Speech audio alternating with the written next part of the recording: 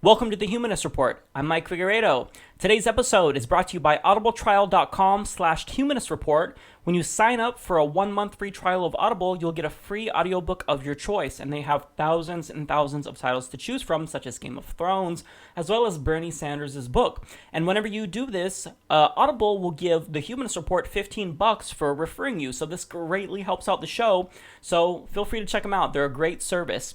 On today's episode, we will be discussing more presidential news. Laurence Lessig has entered the race officially, and also a new poll in Iowa shows that Bernie Sanders has taken the lead over Hillary Clinton. Now, also on the show, some religious issues. I'll be reviewing the Kim Davis case and give you guys an update, as well as a Muslim flight attendant who refused to serve alcohol to passengers, and as a result, she was suspended. So I'll give you my take on that as well. So stay tuned, it's going to be a fantastic episode. A new poll from Quinnipiac University shows that Bernie Sanders is now leading Hillary Clinton in Iowa. According to this poll, Bernie is polling at 41 points and Hillary is now polling at 40 points. So he's only leading by 1 point, but this is among 832 likely Iowa Democratic Caucus participants.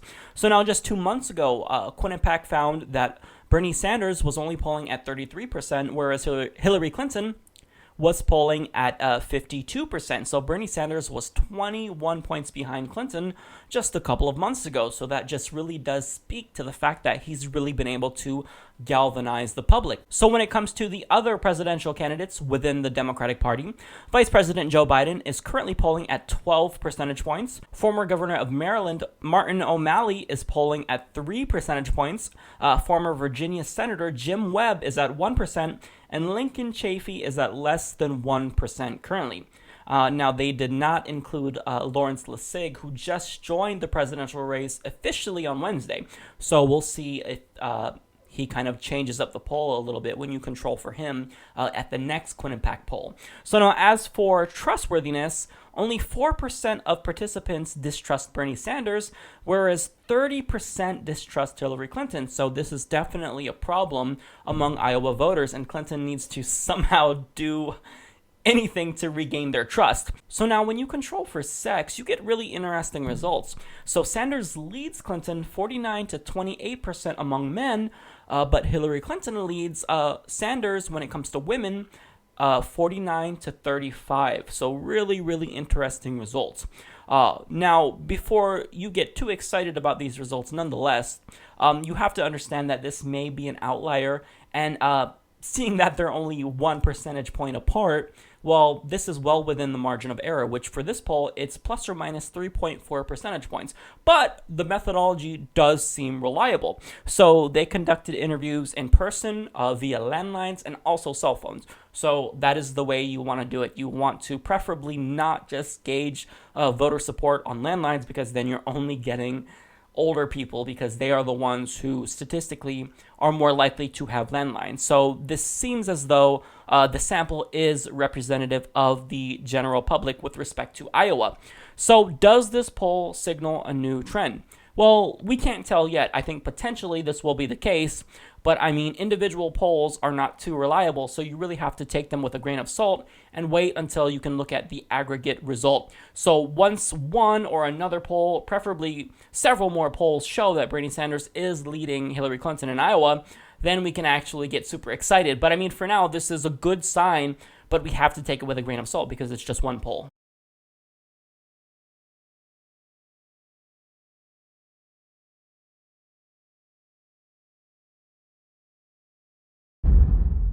Harvard Law professor Laurence Lessig has announced that he is officially running for president. Take a look. I think I'm running to get people to acknowledge the elephant in the room, right? We have to recognize we have a government that does not work. The stalemate partisan platform of American politics in Washington right now doesn't work. And we have to find a way to elevate the debate, to focus on the changes that would actually get us a government that could work again, that is not captured by the tiniest fraction of the 1% who fund campaigns and make it impossible for our government to do anything. So that's campaign finance reform, voting rights reform? And also dealing with a crazy way we have political gerrymandering where politicians pick the voters rather than the voters pick the politicians. So now Larry Lessig was only going to run if he could reach a 1-month fundraising goal of $1 million. Now, obviously, he did reach that. So now this campaign is very unorthodox. Now, here are the details. So first and foremost, Larry Lessig would run as the country's first ever referendum candidate. Now, what this means is that he would only serve as president only as long as it takes to pass the Citizens Equality Act of 2017. I'll get to that in a minute. Lessig would use that mandate to get Congress to pass the Citizens Equality Act. Now, once this package is passed, Larry Lessig would step down and the vice president would become president. So in short, what the Citizens Equality Act of 2017 is it guarantees the freedom to vote, ends partisan gerrymandering, and funds campaigns in a way that would give us a Congress free to lead. Now, Vox explains, his idea is that focusing the presidential race on just one issue would essentially turn it into a referendum on his proposed reform bill. Members of Congress would be forced to take a position on it, and if he wins, it will make it unmistakably clear to them that the public has endorsed his reforms, he thinks. That's why Lessig is unsatisfied with the campaign of Bernie Sanders, another outsider candidate who supports major campaign finance reform. He thinks Sanders is focusing on too many different issues, which will make it easy for Congress to block his proposals once he's in office. Now, full disclosure, I really like Larry Lessig. I think that by doing this, he's going to, in effect, force all of the Democratic candidates to take a really strong stand when it comes to what they would do to actually get campaign finance reform. Because Bernie Sanders is in favor of publicly funded elections, much like Larry Lessig, but the problem is that he hasn't actually proposed a really strong solution to get that goal passed. He has stated that he would only appoint Supreme Court justices that would overturn Citizens United, but that's not enough. What really needs to be done is you need a really strong plan to actually get publicly funded elections. So now Lawrence's campaign puts pressure on Sanders and even Clinton to actually come up with a real plan, be it a bill or a constitutional amendment, to get publicly funded elections and eliminate money in politics. So now I do think that there is a fatal error in Larry Lessig's campaign. Let's say hypothetically that he actually does get Congress to somehow, to miraculously pass the Citizens Equality Act of 2017. Well, the problem is that it could be struck down by the Supreme Court. Now, this is a likely scenario because if you think that one of the conservative Supreme Court justices would step down before this legislation gets struck down, you're horribly mistaken. So unless he tries to pass a constitutional amendment, it will most likely be challenged almost immediately and ultimately struck down by the Supreme Court based on previous precedent from cases such as McCutcheon, Citizens United, Bucky v. Vallejo. Now, furthermore, although I like the idea of having more candidates, Laurence Lessig will be taking away votes directly from Bernie Sanders, so you have to take that into consideration as well. So what can Larry Lessig do to convince me, a Bernie Sanders supporter, to jump ship? Well, it's actually pretty easy because I really like Larry Lessig. What you got to do is, one, drop the referendum idea because I think that it's so unorthodox that voters probably won't take well to it. And two, propose an actual constitutional amendment, not a bill, because if you propose a bill, you can get it passed, and then it could be struck down, and all that was for nothing. I want actual campaign finance reform that's going to stick, and the best way to do that is to codify it into the Constitution. The bottom line is that unless you get money out of politics first, well, you're going to have a hell of a time passing any other policy proposal. So he's right to prioritize this issue, but the problem is that if you're basing your entire campaign off of a mandate, well, then go for a constitutional amendment instead of the bill. If you're able to galvanize the public enough to get them to vote for you specifically just to get money out of politics, then I'm pretty sure they would be willing to accept a constitutional amendment as opposed to a bill. Now, I think that it seems rather naive to say that Congress and the Supreme Court will be like, oh, well, you know what? We have to listen to President Lessig because he has a mandate. No. That's ludicrous. I don't think that's going to be the case. I think that his view is relatively naive. And I hate to say that because I really like Larry Lessig, but I just don't think it's going to work. And I think that his plan to run as a referendum candidate is so unorthodox that it's not going to bode very well with voters. Kim Davis, the Rowan County clerk in Kentucky, who refused to issue licenses to same-sex couples, was recently released from jail after being held in contempt for violating the Supreme Court. Now, once she was released, she was greeted by her supporters as a heroine. Take a look.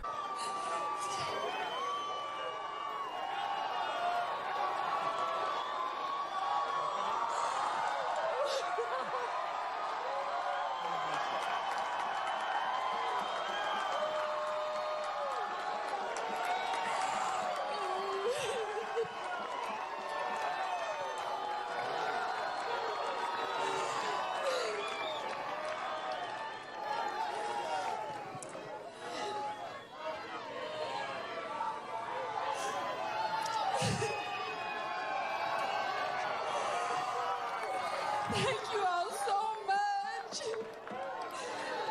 I love you all so very much.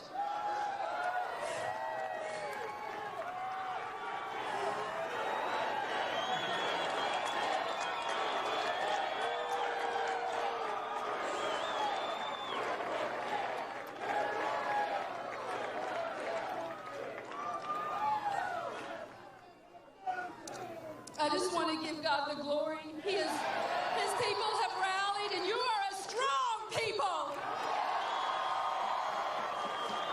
We serve a living God who knows exactly where each and every one of us is at.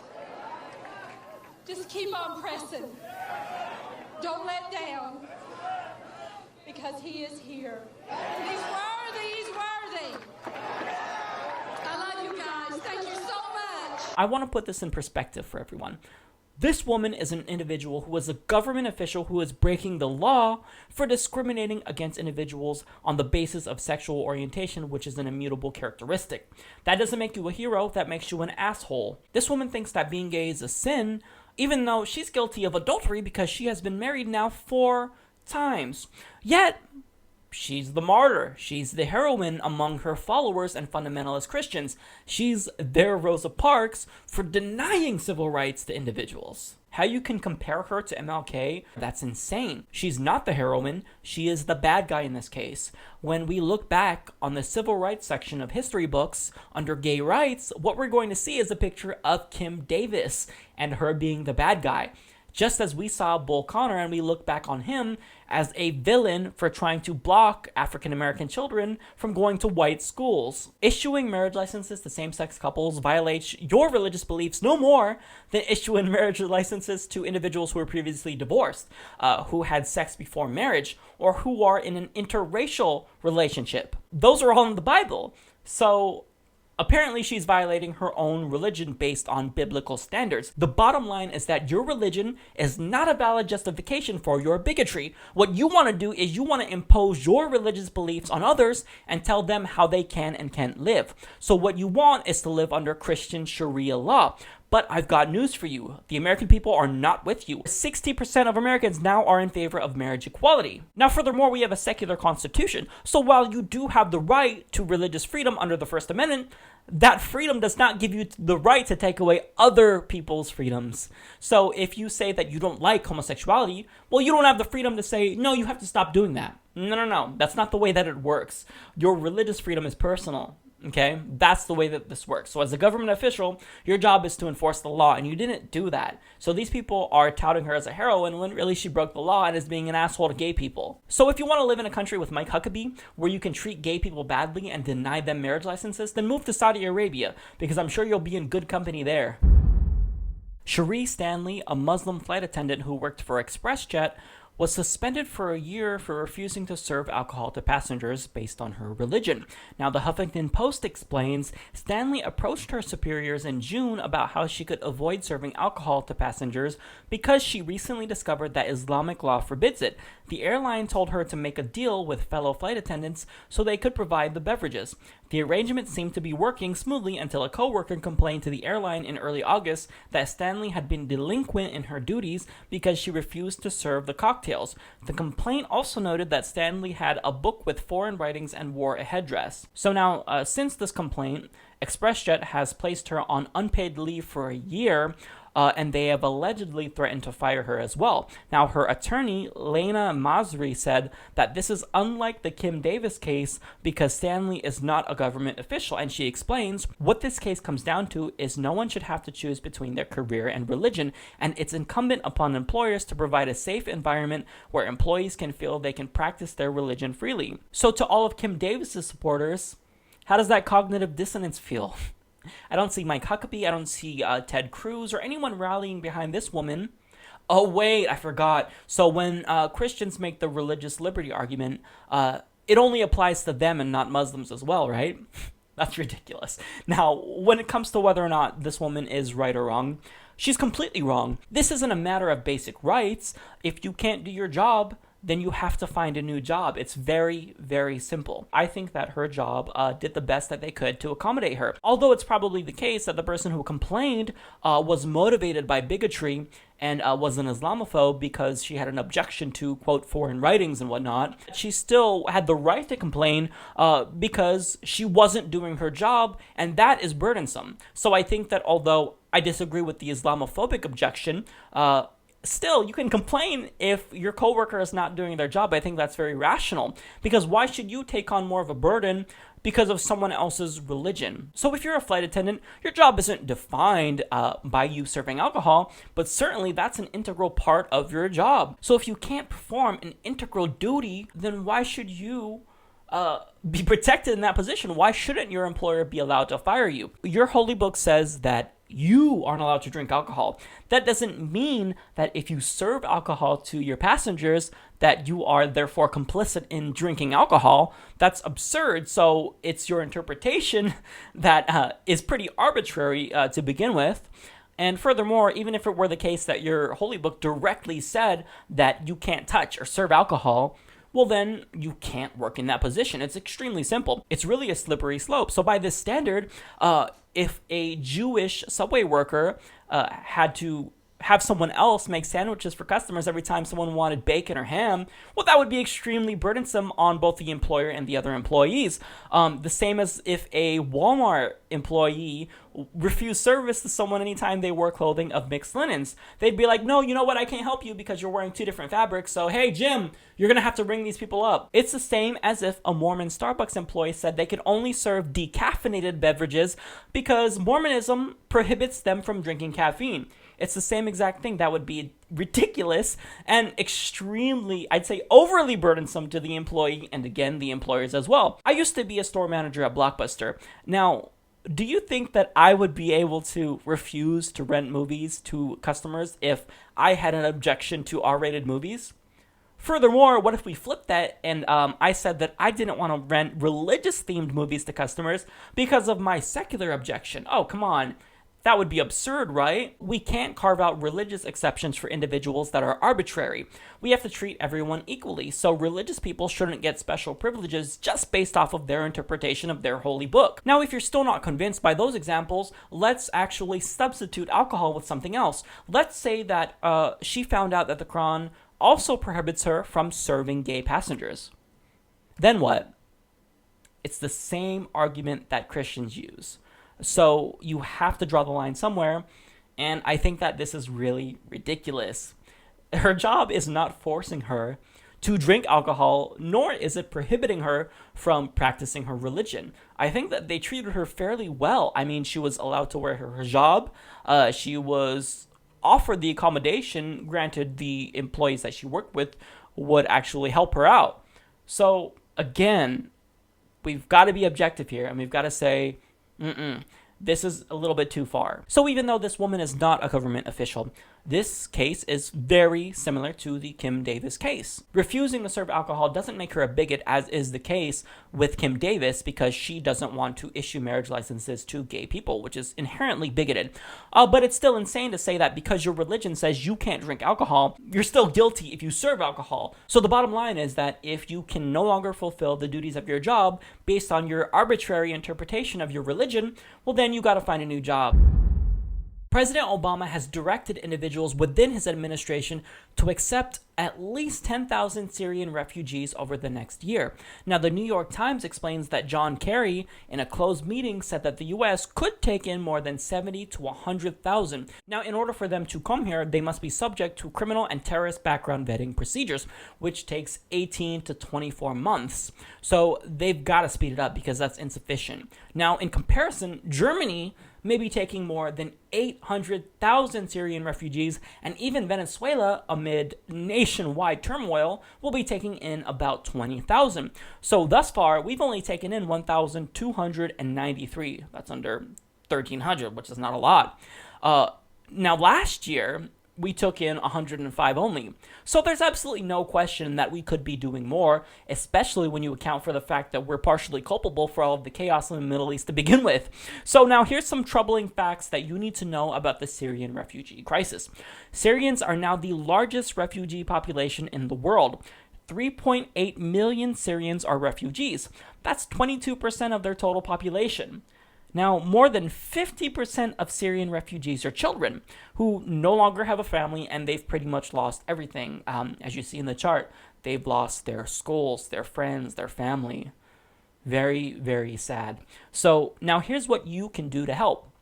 I will put a link in the description box to Mercy Corps, who you can donate to and help the Syrian refugees and aid them in getting to different countries. Now, what you can also do is sign a petition that I'll also include below, stating that you stand in support with Syrian refugees, and this will be sent to Congress so that way they can see that the American people are in support of helping Syrian refugees, because these are human beings, and we can't just stand by while millions of people are being displaced. We've got to do something. We've got to step up, just like Europe, just like Germany's done, and we've got to accept quite a substantial amount. I think that we could do at least 500,000, but I would really like to be on par with Germany, because even though the cost of housing hundreds of thousands of Syrian refugees will be relatively substantial, we've got to do it. We can reallocate funds from defense spending to actually aid things that are morally justifiable, such as this. So we've got to do this. We've got to help out with the Syrian refugee crisis if we still want to tout that we are a beacon of freedom and justice in the world. That's the episode. I want to thank all of my viewers for subscribing, and I also want to welcome all of my new viewers to the channel. And also I want to thank anyone who is using the Humanist Report Amazon link, because anytime you purchase something from Amazon, we get a referral kickback of 7% on every single purchase. So it really, really helps out the channel. So thank you all for doing this if you are in fact doing that. And if you aren't and you like the show, please consider bookmarking our Amazon link, which is in the description box down below. I'll see you guys next week.